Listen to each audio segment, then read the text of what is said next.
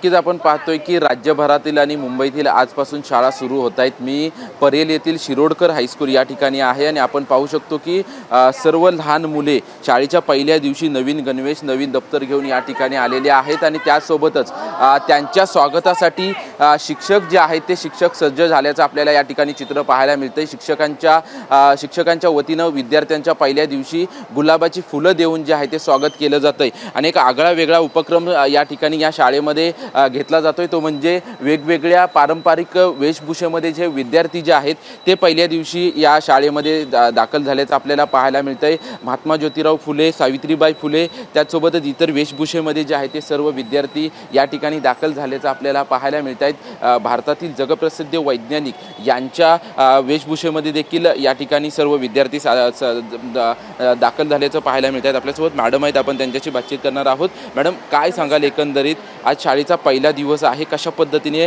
तयारी आहे, कशा पद्धतीने विद्यार्थ्यांचं स्वागत होत आहे? नमस्कार, श्यामासर शिक्षण संस्थेचे हे KMS डॉक्टर शिरोडकर हायस्कूल आणि ज्युनियर कॉलेज आहे।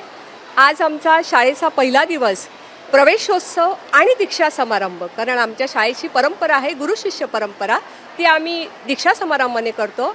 आणि आज अतिशय आनंदात इथे सर्व शिक्षक, आमचं मॅनेजमेंट आणि आम्ही सगळे शिक्षक वर्ग ह्या विद्यार्थ्यांना खास इथे बघा तुम्हाला दिसलं आहे की हे जगभरातील सायंटिस्ट आहेत, ते त्यांचं स्वागत करायला उभे आहेत। आणि महाराष्ट्रातीलच नव्हे तर जगभरातील शिक्षण प्रणेते महात्मा फुले, सावित्रीबाई फुले ह्याही आदर्श आम्ही विद्यार्थ्यांसमोर देत आहोत। एवढंच नाही तर आज जे जगाचं आकर्षण आहे AI, आज आम्ही आमच्या पास्ट फॉर फ्युचर या माजी विद्यार्थी संघटनेने मुलांसाठी AI क्लासरूम केलेलं आहे। जवळजवळ माजी विद्यार्थ्यांनी 10 लाख रुपये खर्च करून आज आम्ही त्याचं ओपनिंग सेरेमनी करतोय, कारण मुलांच्या हातातला घरातला मोबाईल आणि मुलांच्या हातातला इथे शाळेतलं प्रत्यक्ष ते हाताळणारं साहित्य याच्यामध्ये तफावत असते। आणि हेच आम्ही ठरवलं की आज मुलांना जी गरज आहे, शिवाय NEP-द्वारे म्हणजे नॅशनल एज्युकेशन पॉलिसीद्वारे इयत्ता 6वीचा जो अभ्यासक्रम बदलला आहे, ह्या 6वीच्या अभ्यासक्रमासाठी देखील आम्ही जर्मन भाषा सुरू केलेली आहे।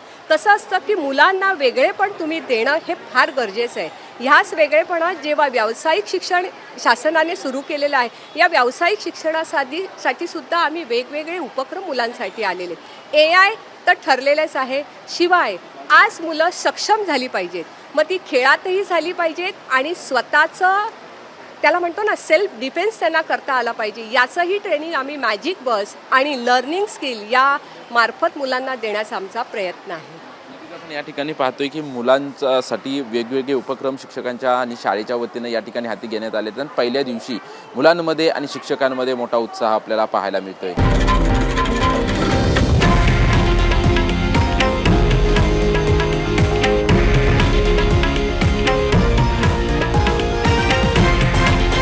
हे आहे देशातील नंबर 1 न्यूज नेटवर्क आणि आपण पाहत आहात TV9 मराठी, एकमेव।